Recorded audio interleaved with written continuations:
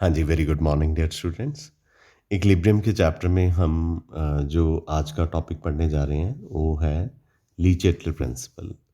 Very important principle. तो इस principal के ऊपर बेस्ड हमें ये पता चलेगा कि हम जब किसी रिएक्शन में कंसंट्रेशन, टेम्परेचर या प्रेशर को चेंज करते हैं तो रिएक्शन इक्विलिब्रियम कैसे बिहेव करता है।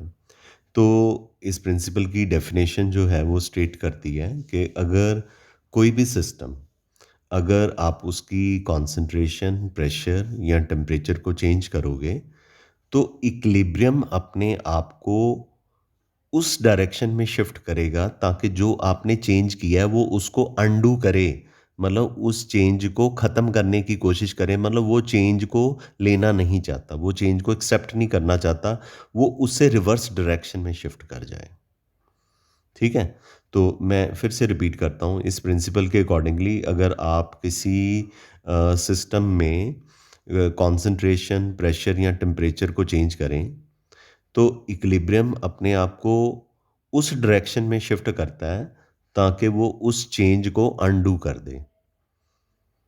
अनडू का मतलब होता है, मतलब कि not willing to take up the change, और वो चेंज से ऑपोजिट डायरेक्शन में चला जाए। जैसे कि मैं आपको बताता हूँ कि जब हम चेंज इन कॉन्सेंट्रेशन करते हैं तो क्या होता है।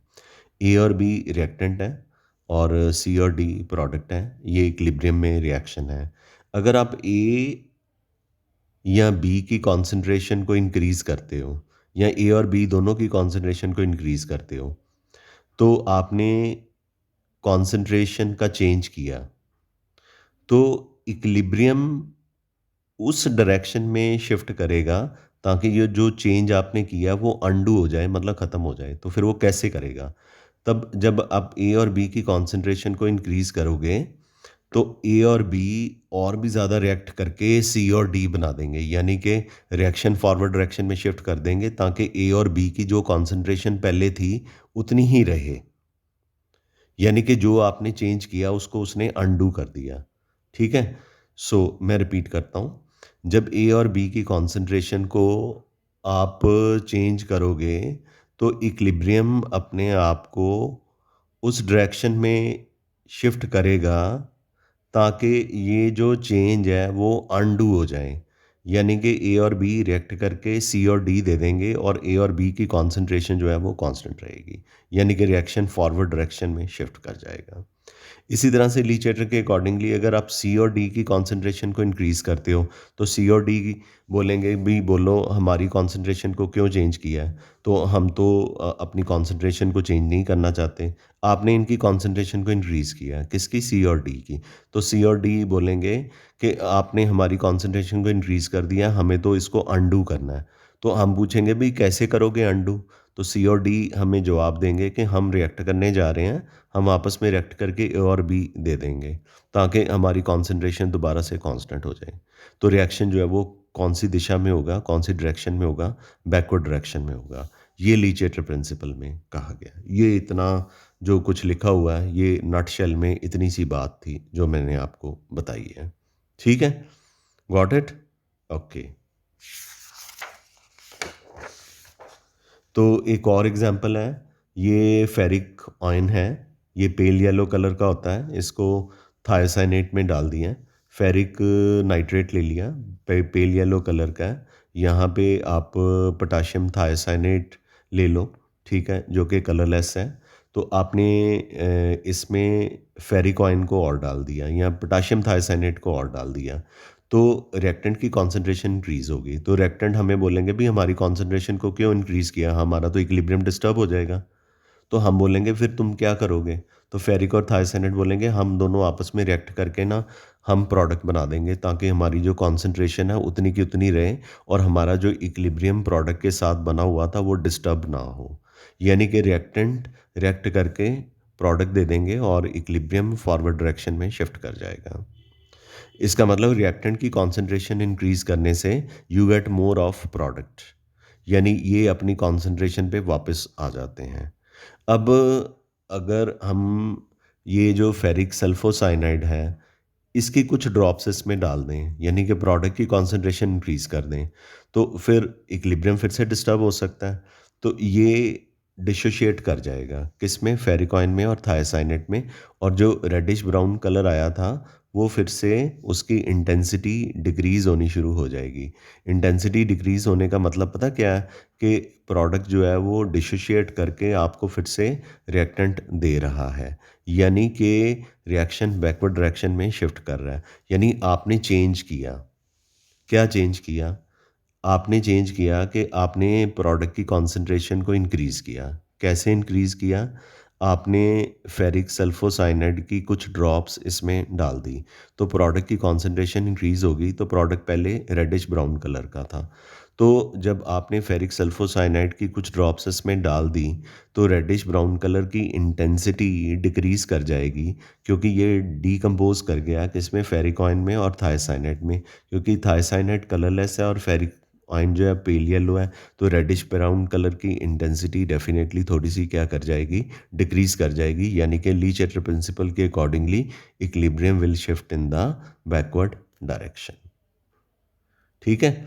और अगर आप रिएक्टेंट की कॉन्सेंट्रेशन को इंक्रीज़ करोगे, तो रिएक्टेंट बोलेंगे कि हमारी कॉन्सेंट्रेशन को आपने रिएक्टेंट की कॉन्सेंट्रेशन को इंक्रीज़ करोगे। ठीक है?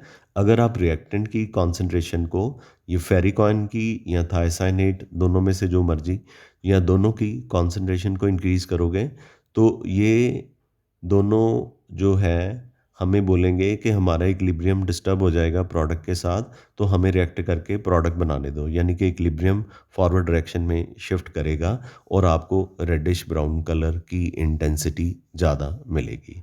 यानी आप रिएक्टेंट की कॉन्सेंट्रेशन को इंक्रीज़ करोगे तो फॉरवर्ड रिएक्शन होगा, प्रोडक्ट की कॉन्सेंट्रेशन को इंक्रीज़ करोगे तो बैकवर्ड रिएक्शन होगा। एक और भी चीज़ है इनमें, कि प्रोडक्ट को निकाल ही दें, यहाँ से निकाल दें, थोड़ा-थोड़ा निकालते जाएँ, यानी कि इनकी कॉन्सेंट्रेशन डिक्रीज़ कर दें। फिर भी जो इक्विलिब्रियम है डिस्टर्ब हो जाएगा, फिर ये दोनों रिएक्ट करके फिर रिएक्शन जो है कौन-सी डायरेक्शन में होगा? फॉरवर्ड डायरेक्शन में होगा। ऐसा क्यों होता है कि अगर हम प्रोडक्ट को निकाल लें बाहर, प्रोडक्ट को बाहर निकालेंगे तो रिएक्टेंट रिएक्ट करके प्रोडक्ट इसलिए बनाएंगे ताकि रिएक्टेंट की कॉन्सेंट्रेशन, मोलर कॉन्सेंट्रेशन प्रोडक्ट की मोलर कॉन्सेंट्रेशन के इक्वल हो जाए, क्योंकि इक्विलिब्रियम में यही होता है। इक्विलिब्रियम में जो रिएक्टेंट और प्रोडक्ट की मोलर कॉन्सेंट्रेशन है वो इक्वल होती है। तो अगर आप प्रोडक्ट को भी बाहर निकालोगे तो रिएक्टेंट रिएक्ट करके you will get more of product. Got it? तो 3 चीज़ें मैंने बताई हैं। पहली, अगर आप रिएक्टेंट की कॉन्सेंट्रेशन को इंक्रीज़ करोगे, तो equilibrium will shift to the forward direction and you will get more of product. अगर आप प्रोडक्ट की कॉन्सेंट्रेशन इंक्रीज़ करोगे, तो equilibrium will shift in the backward direction and you will start getting reactant. तीसरी, अगर आप प्रोडक्ट की concentration को डिक्रीज़ करोगे, डिक्रीज़, तो reactant will again react to give back you product. So equilibrium will again shift to the forward direction. तो ये बहुत डिटेल में मैंने आपको बता दिया है कि कैसे कंसंट्रेशन चेंज होने से ये इक्विलिब्रियम जो है फॉरवर्ड या बैकवर्ड डायरेक्शन में शिफ्ट करता है। गॉट इट बच्चा? आगे हमारे पास कुछ एग्जाम्पल्स हैं डेली लाइफ की। पहली एग्जाम्पल है, clothes dry quickly when there is a breeze. जब हवा चल रही होती है तो कपड़े जो हैं वो सूख जाते हैं, बहुत क्विकली सूख जाते हैं। ऐसा क्यों होता है? देखिए, जो कपड़े हैं जब हवा चल रही होती है तो जल्दी सूख जाते हैं, क्योंकि जो हवा चल रही होती है वो कपड़ों के आसपास जो वाटर वेपर्स होते हैं उनको डिस्प्लेस कर देते हैं। मैं आपको ऐसे बताता हूँ। ये वायर है, ये कपड़ा है, ठीक है? ये वेट है। आपने इसको निथार के यहाँ पे टांग दिया। ये इसके सराउंडिंग की एयर है, इसमें मॉइस्चर है, ठीक है? हवा चल रही है, ब्रीज़, हवा चल रही है, वो मॉइस्चर को डिस्प्लेस कर देगी।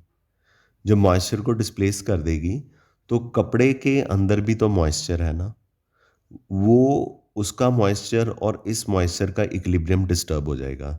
तो ये अपना वाटर यहाँ पे लूज़ कर देगा, लूजेस इट्स वाटर। ये अपना वाटर यहाँ पे लूज़ कर देगा। तो एज ए रिज़ल्ट जो कपड़ा है वो जल्दी जल्दी क्या हो जाएगा, ड्राई हो जाएगा।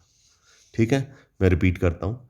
ये गीला कपड़ा आपने सुखाने के लिए रखा है, यहाँ पे हवा है सराउंडिंग वाली, और यहाँ पे बहुत सारा मॉइस्चर भी है, यहाँ पे ठंडी हवा चल रही है, यहाँ हवा चल रही है, इस हवा ने मॉइस्चर को डिस्प्लेस कर दिया, मॉइस्चर यहाँ से चला गया। जब मॉइस्चर यहाँ से चला गया, तो कपड़े का जो मॉइस्चर था और हवा का जो मॉइस्चर था उसके बीच में इक्विलिब्रियम था, वो डिस्टर्ब हो गया। तो जब ये मॉइस्चर यहाँ से निकल गया, तो कपड़ा अपना मॉइस्चर जो है दोबारा से यहाँ पे लूज़ करेगा। तो एज ए रिज़ल्ट कपड़ा जब अपना मॉइस्चर या वाटर लूज़ करेगा, तो कपड़ा जो है सूखना शुरू हो जाएगा। तो जैसे जैसे हवा चलती जाएगी, कपड़ा जो है जल्दी सूख जाएगा। इसका मतलब ये हुआ कि कपड़े को हवा में सुखाना जो है वो ईज़ियर होता है एज़ कम्पेयर टू जब हवा नहीं चल रही होती। ठीक है? Got it? कई बार आपने देखा होगा कि कपड़ों को पंखे के नीचे भी रख देते हैं कि जल्दी सूख जाएगा। होता है ना? So it's on the same principle. Le Chatelier ने ये बताया हमें। दूसरा एप्लीकेशन है, we sweat more on humid day. जब बहुत ही ह्यूमिड डे होता है तो हमें बहुत पसीना आता है, but it evaporates when we sit under the fan. Humid day में हम जो है स्वेट करते हैं बहुत ज़्यादा, पर ये पसीना जो है सूख जाता है जब हम पंखे के नीचे बैठते हैं। सेम, जब हम, ये पंखा है, ह्यूमिड डे है, आप यहाँ पे पंखे के नीचे बैठ गए, आपको बहुत पसीना आया हुआ है, तो पंखा चला दिया। तो जब पंखा चलाओगे तो वो यहाँ से मॉइस्चर को डिस्प्लेस करेगा, आपके आसपास से जो मॉइस्चर है उसको डिस्प्लेस करेगा। तो आप अपना मॉइस्चर जो है वो इस एयर को दे दोगे, तो आपका पसीना थोड़ा बहुत सूख जाएगा पंखे के नीचे। तो ये वैसे ही है जैसे कपड़े सूखे थे, वैसे ही आप अपने पसीने को पंखे के नीचे सुखा सकते हो। Got it? तीसरी एप्लीकेशन है transport of oxygen by haemoglobin in the blood. Oxygen जब हम ब्रीद इन करते हैं, जब हम सांस लेते हैं, तो ऑक्सीजन जो है वो हमारी नाक के थ्रू, नॉस्ट्रिल के थ्रू हमारी बॉडी के अंदर तो आती ही है। तो लंग्स में ऑक्सीजन हीमोग्लोबिन के साथ कंबाइन करके ऑक्सी हीमोग्लोबिन नाम का प्रोडक्ट बना लेती है। ठीक है? तो ये ऑक्सी हीमोग्लोबिन जो है टिश्यूज़ में पहुंचता है, लंग से ट्रेवल करके टिश्यूज़ में चला जाता है। तो टिश्यूज़ में ऑक्सीजन का प्रेशर कम होता है, तो वहाँ पे प्रेशर कम होता है, तो ऑक्सी हीमोग्लोबिन लो प्रेशर की वजह से डिकम्पोज करके हीमोग्लोबिन और ऑक्सीजन को रिलीज़ करता है, तो टिश्यूज़ को ऑक्सीजन मिल जाती है। तो इस तरह से ऑक्सीजन जो है वो हमारे टिश्यूज़ को मिलती है, तो टिश्यूज़ काम कर पड़ते हैं। टिश्यूज़ किसके बने होते हैं? सेल्स के बने होते हैं। तो सेल्स जो हैं वो ऑक्सीजन की प्रेजेंस में रिस्पायर करते हैं, रेस्पिरेशन होती है। सेल की रेस्पिरेशन होती है तो सेल का मेटाबॉलिज्म, सेल के जो काम है वो सारे पॉसिबल हो सकते हैं। सेल के अंदर माइटोकॉन्ड्रिया होती हैं, और वो power house of the cell होता है, एटसेट्रा एटसेट्रा। बायोलॉजी की बातें शुरू हो जाएंगी, फिर मैं इतना ज़्यादा नहीं बताऊंगा, बस इतना बताऊंगा कि जब आप ऑक्सीजन को इनहेल करते हो तो ऑक्सीजन को लेके जाते हो, तो ऑक्सीजन जो है वो लंग्स में हीमोग्लोबिन के साथ कंबाइन करके ऑक्सी हीमोग्लोबिन बना देती है। ऑक्सी हीमोग्लोबिन जो है वो टिश्यूज़ तक पहुंचती है। टिश्यूज़ पे ऑक्सीजन की कॉन्सेंट्रेशन लो होती है तो इक्विलिब्रियम डिस्टर्ब हो जाता है। तो इक्विलिब्रियम को रीएडजस्ट करने के लिए ऑक्सी हीमोग्लोबिन रिलीज़ कर देता है ऑक्सीजन को, और हीमोग्लोबिन जो है दोबारा से लंग्स में चला जाता है। लंग्स में जाके वहाँ पे फिर जब आप और सांस लेते हो तो ऑक्सीजन के साथ कंबाइन करके ऑक्सी हीमोग्लोबिन बना देता है। Got it? Okay. Number 4, removal of carbon dioxide from tissues by blood.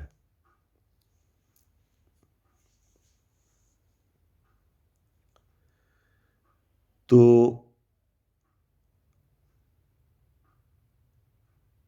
Carbon dioxide और वाटर कंबाइन करके कार्बोनिक एसिड देते हैं, जो कि डिकम्पोज करके हाइड्रोजन और बाइकार्बोनेट आयन देता है। तो कार्बन डाइऑक्साइड का जो पार्शियल प्रेशर है वो टिश्यूज़ में हाई होता है, क्योंकि टिश्यूज़ पिछली एप्लीकेशन में पढ़ा ऑक्सीजन लेते हैं, कार्बन डाइऑक्साइड को रिलीज़ करते हैं। तो ये कार्बन डाइऑक्साइड ब्लड में डिज़ोल्व होके लंग्स में पहुंच जाता है, और लंग्स में जो है कार्बन डाइऑक्साइड का प्रेशर लो होता है। तो कार्बन डाइऑक्साइड जो है अब लंग्स में रिलीज़ होती है तो आप उसे एक्सहेल कर देते हो। तो जैसे आपने ऑक्सीजन को इनहेल किया था और उसको टिश्यूज़ तक लेके गए थे, तो वहाँ पे ऑक्सी हीमोग्लोबिन ने ऑक्सीजन को रिलीज़ कर दिया था, तो वहाँ से वो कार्बन डाइऑक्साइड को पकड़ के लेकर के आता है और लंग्स में लेके जाता है और वहाँ पे उसको रिलीज़ कर देता है। ठीक है? पाँचवीं ये आपने बहुत बार लोअर क्लासेस में पढ़ी हुई है। पाँचवीं एप्लीकेशन है टूथ डिके बाय स्वीट्स। मीठा खाने से दांत जो हैं वो खराब हो जाते हैं। तो बताना कि कैसे खराब होते हैं। हमारे दांतों के ऊपर एक इनेमल होता है, कैल्शियम हाइड्रोक्सीपेटाइट। इसका नाम पीछे लिखा हुआ है, हाइड्रोक्सीपेटाइट। कैल्शियम हाइड्रोक्सीपेटाइट है, मतलब कैल्शियम भी है। हमारे दांतों की जो वाइटनेस है, हमारे दांतों की जो सफ़ेदी है, वो इस इनेमल की वजह से होती है, कैल्शियम हाइड्रोक्सीपेटाइट। Ca5PO4 थ्राइस OH, ये इसका फॉर्मूला है। तो ये जो कैल्शियम हाइड्रोक्सीपेटाइट है, जब इसकी डीमिनरलाइजेशन होती है तो हमें कैल्शियम आयन, फॉस्फेट आयन और हाइड्रोक्साइड आयन मिल जाते हैं। कैल्शियम हाइड्रोक्सीपेटाइट ये एक इनेमल है हमारे दांतों के ऊपर। ये इक्विलिब्रियम में रहता है हमारे दांतों में, कैल्शियम के साथ, फॉस्फेट के साथ और हाइड्रोक्साइड के साथ। जो फॉरवर्ड रिएक्शन है डीमिनरलाइजेशन है, यानी कि कैल्शियम हाइड्रोक्सोपेटाइट इसमें ब्रेक करता है, और अगर ये कंबाइन करते हैं तो बैकवर्ड रिएक्शन में रीमिनरलाइजेशन होती है। तो ये ऐसे होता है। अब जब हम मीठा खाते हैं और हम ब्रश नहीं करते, तो जो मीठा है वो क्या करता है, जो शुगर है वो दांतों में फर्मेंटेटेड होके हाइड्रोजन आयन को रिलीज करती है। मीठा कुछ भी, कैंडीज, चॉकलेट्स, स्वीट्स, जो भी आप मीठा खाने में, रसगुल्ले, गुलाब जामुन, अच्छी अच्छी चीज़ें, अच्छा जलेबी, इमरती, जो भी आपको पसंद है ना, केक, पेस्ट्रीज, जो भी आप, और ब्रश तो नहीं आप हर बार करते हो, बर्थडे पार्टीज पे जाते हो, इतना कुछ खाते हो, कितनी बार ब्रश करते हो बताओ मुझे? शादी पे होके आते हो, पार्टीज पे होके आते हो, तो घर आके पहले ब्रश करते हो? ना जी ना, मतलब ही नहीं। तो इससे क्या होता है कि जो वो शुगर होती है, शुगर ज़रूरी थोड़ी है कि शुगर वाली चीज़ों से ही आनी है।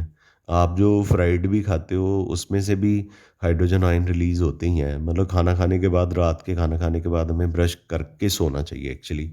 तो चलो, ये हाइड्रोजन जो रिलीज़ होता है वो इस हाइड्रोक्साइड आयन के साथ कंबाइन कर देता है। तो प्रोडक्ट निकल गया, एक प्रोडक्ट निकल गया, यानी कि प्रोडक्ट की कॉन्सेंट्रेशन डिक्रीज़ हो गई।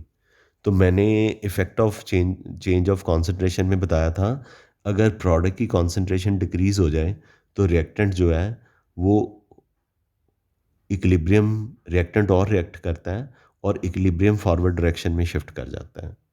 यानी कि जब OH नेगेटिव और H प्लस वाटर बन के बाहर निकल जाएँगे, तो प्रोडक्ट जो है मतलब आपके मुँह के अंदर ही रहेंगे यार। अब ये मत कहना कि आप हम चुलियाँ फेंक रहे हैं पानी की। नहीं, ऐसा नहीं है। तो जब ये बाहर निकल जाएगा, OH नेगेटिव और H प्लस कंबाइन करके बाहर निकल जाएगा, तो प्रोडक्ट की कॉन्सेंट्रेशन डिक्रीज़ कर जाएगी। जब प्रोडक्ट की कॉन्सेंट्रेशन डिक्रीज़ करेगी, तो ये रिएक्ट करके आपको ये और भी डीमिनरलाइज़ करके कैल्शियम फॉस्फेट और हाइड्रोक्साइड देगा।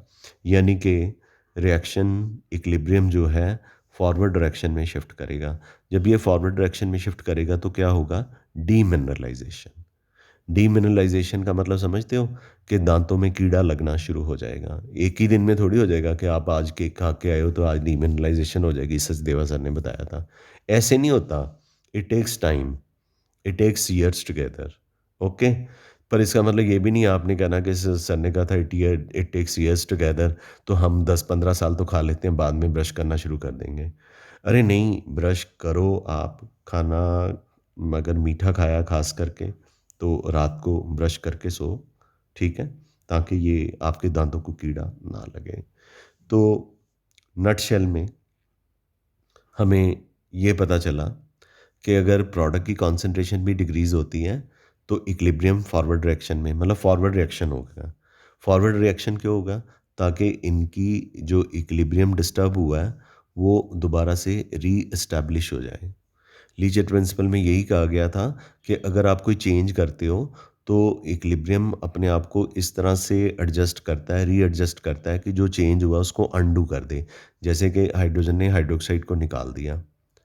तो इक्विलिब्रियम फॉरवर्ड डायरेक्शन में इस तरह से शिफ्ट करेगा कि हाइड्रोक्साइड दोबारा आ जाएगा, मतलब कि चेंज अनडू हो गया, मतलब जो आपने चेंज किया था, हाइड्रोक्साइड को बाहर निकाला था, वो वापस आ गया। पर उस चक्कर में प्रोसेस में डीमिनरलाइजेशन हो गई, यानी कि दांतों पे डीमिनरलाइजेशन होनी शुरू हो जाएगी। अगर डीमिनरलाइजेशन होनी शुरू होगी तो डेफिनेटली क्या होगा कि आपको दांतों के अंदर काला-काला सा कीड़ा जिसे कहते हैं लग गया, उस तरह से हो जाएगा।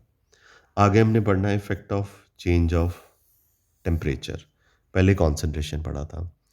एक्ज़ोथर्मिक रिएक्शन लो टेम्परेचर पे होते हैं, थर्मोडायनामिक्स में पढ़ा था। एंडोथर्मिक रिएक्शन हाई टेम्परेचर पे होते हैं, ठीक है? ये मैं एग्ज़ाम्पल देता हूँ आपको। यहाँ पे नाइट्रोजन और हाइड्रोजन है, ये अमोनिया दे रहे हैं। Delta H negative 92.4 kilo joule है, यानी कि रिएक्शन एक्सोथर्मिक है। रिएक्शन एक्सोथर्मिक है, तो मतलब कि रिएक्शन में हीट रिलीज़ हो रही है। तो अगर आप इसको लो टेम्परेचर पे करोगे तो फॉरवर्ड डायरेक्शन में रिएक्शन होगा, और अगर हाई टेम्परेचर पे होगा, हाई टेम्परेचर पे रिएक्शन करोगे तो बैकवर्ड रिएक्शन एंडोथर्मिक है। तो अमोनिया जो है वो हीट को अब्जॉर्ब करके डीकम्पोज कर जाएगी नाइट्रोजन और हाइड्रोजन में। ये एग्जांपल थी एक्सोथर्मिक रिएक्शन की। अब यहाँ पे जो एग्जांपल ले रहा हूँ एंडोथर्मिक रिएक्शन की है। इसमें नाइट्रोजन और ऑक्सीजन रिएक्ट करके 2NO गैस दे रहे हैं, और डेल्टा एच जो है प्लस 180.7 किलो जूल पर मोल है, यानी कि फॉरवर्ड रिएक्शन जो है एंडोथर्मिक है। तो हाई टेम्परेचर पे करोगे तो फॉरवर्ड डायरेक्शन में इक्विलिब्रियम शिफ्ट करेगा, अगर लो टेम्परेचर पे करोगे तो बैकवर्ड डायरेक्शन में रिएक्शन जो है वो अपने आप को शिफ्ट कर जाएगा as per Le Chatelier principle. This is too easy. Concentration वाले पे टाइम लगा था, बाकी किसी पे टाइम जो है वो नहीं लगेगा। आगे हम effect of change of pressure पढ़ेंगे।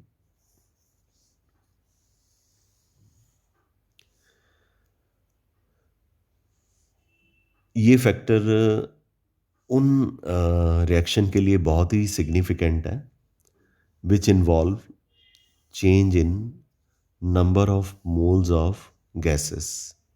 जैसे कि N2O4 गैस, 2NO2 गैस, मतलब इनमें गैसेस इन्वॉल्व हैं, और ये गैस का 1 मोल है, ये 2 मोल है।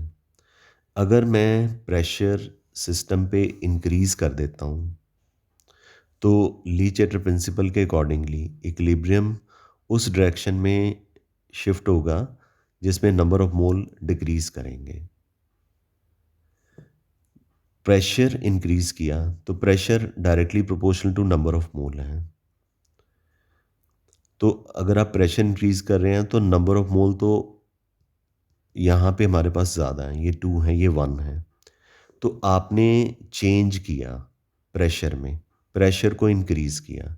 जब प्रेशर को इंक्रीज करोगे तो वॉल्यूम डिक्रीज करेगा ना, वॉल्यूम डिक्रीज करेगा तो ये 2 मोल है, ये 1 मोल है, तो इक्विलिब्रियम कौन सी डायरेक्शन में शिफ्ट कर जाएगा?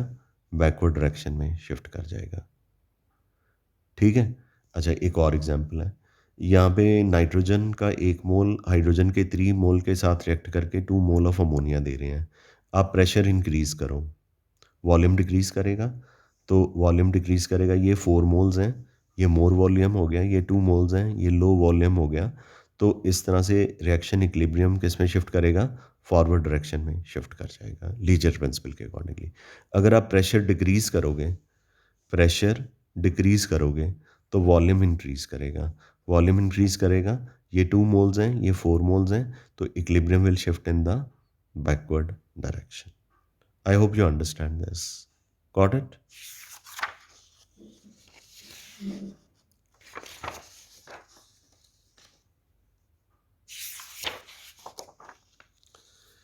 एक और एग्जाम्पल जो बहुत ही importantly I wanted to discuss, कि अगर कोई नंबर ऑफ मोल चेंज ना हो, जैसे हाइड्रोजन का 1 मोल है, आयोडीन का 1 मोल है और हाइड्रोजन आयोडाइड के 2 मोल हैं, तो ये भी 2 मोल्स हैं, ये भी 2 मोल्स हैं, तो ऐसे केसेस में pressure has no role to play. यहाँ पे लीचेट प्रिंसिपल के accordingly pressure has no role to play in such reaction. यानी कि यहाँ पे प्रेशर को इंक्रीज़ करो डिक्रीज़ करो, ये फैक्टर नहीं मैटर करेगा। हाँ, कॉन्सेंट्रेशन का फैक्टर मैटर करेगा, टेम्परेचर का फैक्टर मैटर करेगा, पर प्रेशर का फैक्टर जो है वो मैटर नहीं करेगा। You understand this? I hope you got it nicely. अब मुझे बताना है effect of pressure in term of concentration quotient QC। याद है आपको QC के बारे में आपने पढ़ा था? QC is a state of ratio of molar concentration of product to reactant at any stage other than equilibrium। याद आ गया? QC के बारे में अभी आपको पिछले वीडियो में बताया था। तो चलो QC का प्रेशर से क्या रिलेशन है ये पढ़ते हैं। एक एग्जांपल लेते हैं। नाइट्रोजन और हाइड्रोजन रिएक्ट करके अमोनिया दे रहे हैं, तो इक्विलिब्रियम पे Kc किसके इक्वल होता है? प्रोडक्ट की कॉन्सेंट्रेशन, इसकी स्टिचोमेट्री को रेज कर दिया, डिवाइडेड बाय रिएक्टेंट की कॉन्सेंट्रेशन, इसकी स्टिचोमेट्री को रेज कर दिया। अब आप सपोज कर लीजिए, यहाँ से ध्यान से सुनना, रिएक्शन मिक्सचर को आपने कंप्रेस कर दिया टू हाफ द वॉल्यूम, यानी आपने इस रिएक्शन मिक्सचर का वॉल्यूम हाफ कर दिया, यानी 1 लीटर था तो आधा लीटर कर दिया, यानी कि प्रेशर डबल कर दिया, प्रेशर डबल कर दिया। जब प्रेशर डबल करोगे तो वॉल्यूम जो है वो नेचुरली क्या हो जाएगा? हाफ हो जाएगा। और जब प्रेशर डबल करोगे, प्रेशर डबल होने से मोलर कॉन्सेंट्रेशन जो है वो भी डबल हो जाएगी, क्योंकि वॉल्यूम हाफ हो गया ना। प्रेशर डबल कर दिया, 1 लीटर से आधा लीटर कर दिया, वॉल्यूम हाफ हो गया, तो जो मोलर कॉन्सेंट्रेशन है इनकी वो डबल हो जाएगी। तो अब हम लिखेंगे, ये इक्विलिब्रियम की स्टेट नहीं है, QC इज इक्वल टू, ये जो अमोनिया की कॉन्सेंट्रेशन को 2 रेज किया हुआ उसको 2 से मल्टीप्लाई कर दो, नाइट्रोजन की मोलर कॉन्सेंट्रेशन को भी 2 से मल्टीप्लाई कर दो, और हाइड्रोजन की मोलर कॉन्सेंट्रेशन को भी 2 से मल्टीप्लाई कर दो।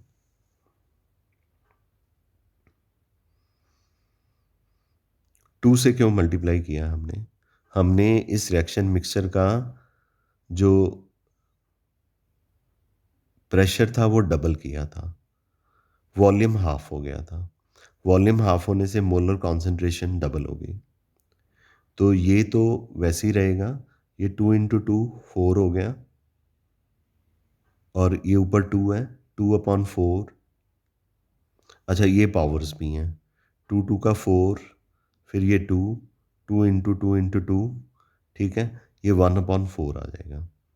अमोनिया की पावर स्क्वायर हो जाएगी, मतलब अमोनिया को जैसे आपने लिखा हुआ था, मतलब ये बिल्कुल इसके जैसा हो जाएगा। यानी कि क्यूसी जो है वो केसी का 1/4 हो जाएगा। यानी कि इसका मतलब ये हुआ, कॉन्सेंट्रेशन कोशेंट पे प्रेशर का इम्पैक्ट आता है। अगर आप प्रेशर को डबल कर दो और वॉल्यूम को हाफ कर दो, तो Q C will become 1/4 of equilibrium constant. इसको सॉल्व करना पड़ेगा आपको ना, ठीक है, this you have to solve.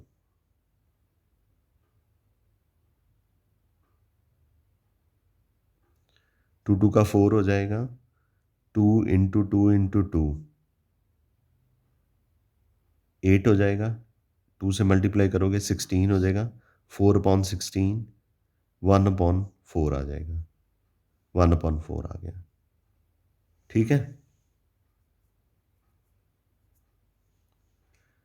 2 का क्यूब है, 2 इंटू 2 इंटू 2 8 इंटू 2 16, 2 इंटू 2 4, 4/16 1/4, यानी Q C is equal to 1/4। और ये वाली टर्म जो थी इसके इक्वल है, ये और ये सेम है, और ये किसके इक्वल है, के सी के। So Q C is equal to 1/4 K C. I am sure this is clear to you guys. Clear. Last but not the least, effect of adding catalyst on equilibrium. Catalyst डालने से equilibrium तो नहीं disturb होता, पर जो equilibrium है वो जल्दी अचीव हो जाता है, ठीक है। Last but not the least, effect of adding inert gases to a reaction mixture in equilibrium. अगर कांस्टेंट वॉल्यूम है, उस पर आप इनर्ट गैस ऐड कर रहे हो, तो वॉल्यूम तो कांस्टेंट ही है। Inert gas nitrogen, helium, argon, जो सी मर्जी डाल दो, मोलर कॉन्सेंट्रेशन रिएक्टेंट और प्रोडक्ट की चेंज नहीं होगी, तो स्टेट ऑफ इक्विलिब्रियम जो है वो अनअफेक्टेड ही रहेगी। और कांस्टेंट प्रेशर पे, ये सिर्फ एमसीक्यूज़ के लिए आपने याद करना, कांस्टेंट प्रेशर पे इक्विलिब्रियम जो है वो उस तरफ शिफ्ट करेगा जब आप गैस ऐड करोगे, इनर्ट गैस। मतलब आपके पास एक रिएक्शन मिक्सचर है और रिएक्शन मिक्सचर कांस्टेंट प्रेशर पे है, आपने उसमें इनर्ट गैस डाल दी, ठीक है। प्रेशर को कांस्टेंट रखना है, वॉल्यूम तो नहीं कांस्टेंट रहेगा ना। तो इस तरह से इक्विलिब्रियम जो है वो उस तरफ शिफ्ट कर जाएगा जिस तरफ larger number of mole of gas है, ठीक है। तो ये सारा लीचेटर प्रिंसिपल में मैं आपको बताना चाहता था। अब कल के वीडियो में हमने लीचेटर प्रिंसिपल की एप्लीकेशन पढ़नी है, ठीक है। तो एप्लीकेशन हम कल पढ़ेंगे। आज के लिए इतना ही। Thank you very much. We call it a day. Love you all. Have a great day.